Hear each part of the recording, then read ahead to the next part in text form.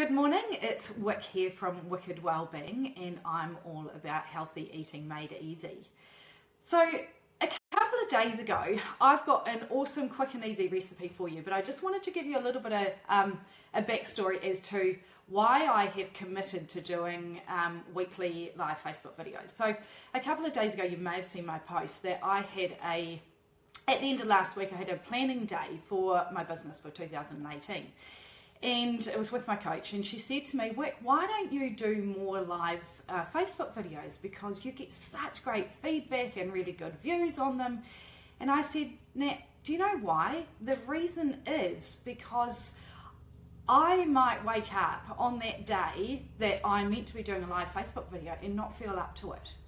And that has really scared me, making that commitment. So if you've been following me for a while, you would have known, maybe you saw, in 2015, and I know I've got a lot of new followers since then, but in 2015, I told my story that I have grown up with depression.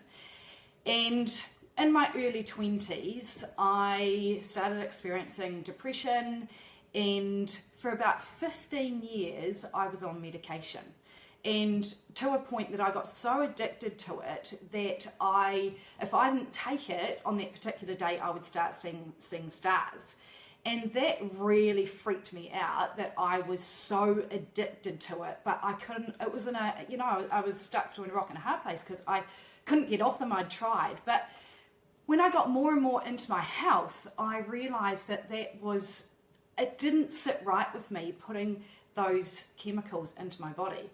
And so I made the decision that I was going to go off them.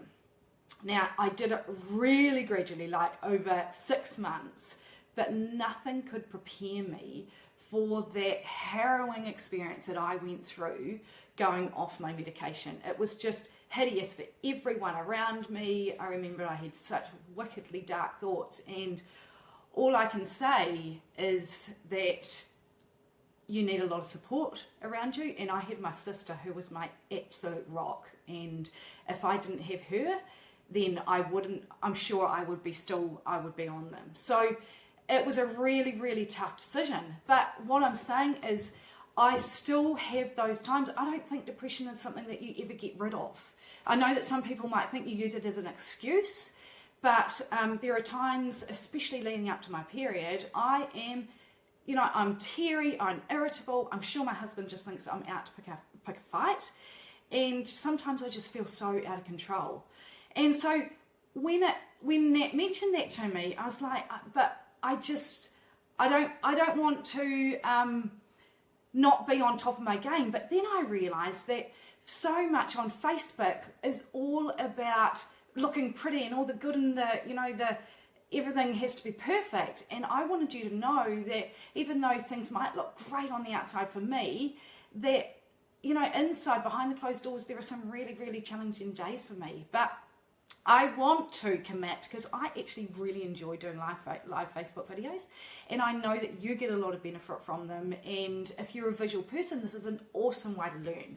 So I am going to commit to doing weekly Facebook videos, Thursday 9:30. However, next week I'm going to have to break it. It will be on a Thursday, but I'm going on a school trip with my daughter, so it will be in the afternoon. But it will be as regular as possible. But I may have to just tweak it a little bit.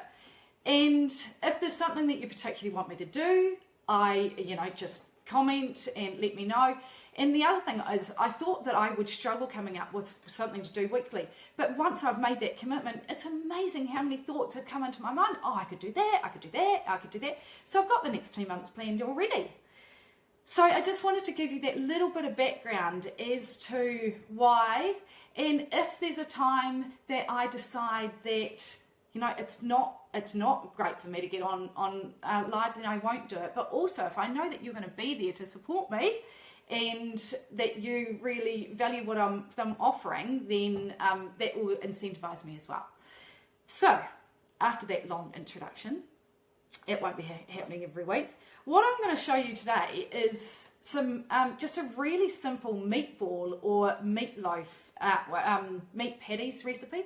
I met a friend for a coffee one time, and she said, "Oh, what are you having for dinner?"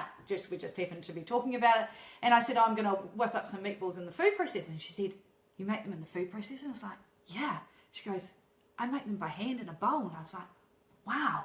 And she goes, "It's those game-changing tips that you've got that you need to share, and the other thing people just don't think about."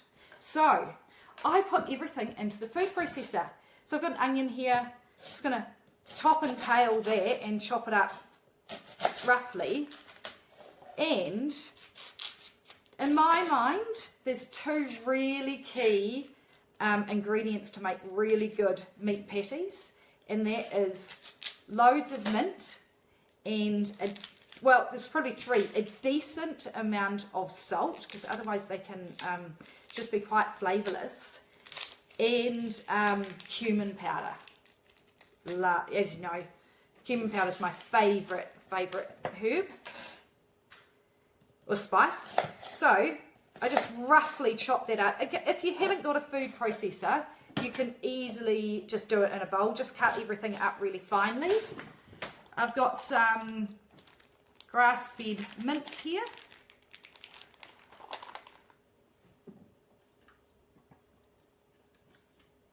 And then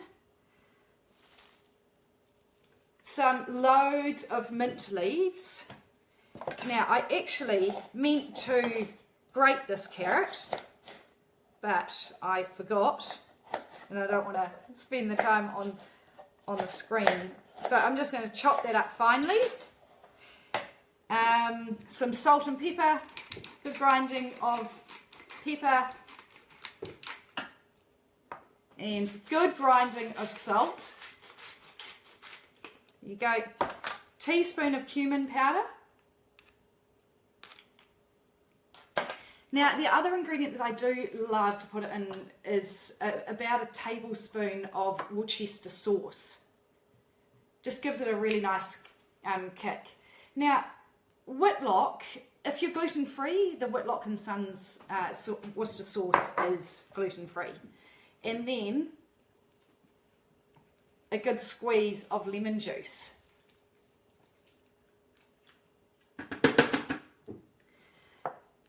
And then you just process that all up, and it makes a really nice combination.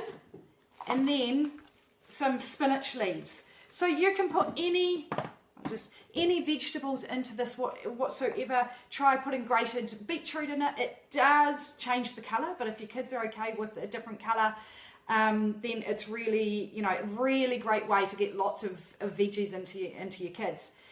Now, my tip is that if you come home from the supermarket, quickly chuck, once your mince is still defrosted, chuck everything into the food processor, and then freeze that mixture, so that when you get home at night, you've got a mixture already made. So you could make meatballs, or you could make meat patties, or if you're going to a barbecue, take some meat patties along, and they're awesome to go into burgers, or just really nice to have instead of sausages. So that's a lovely little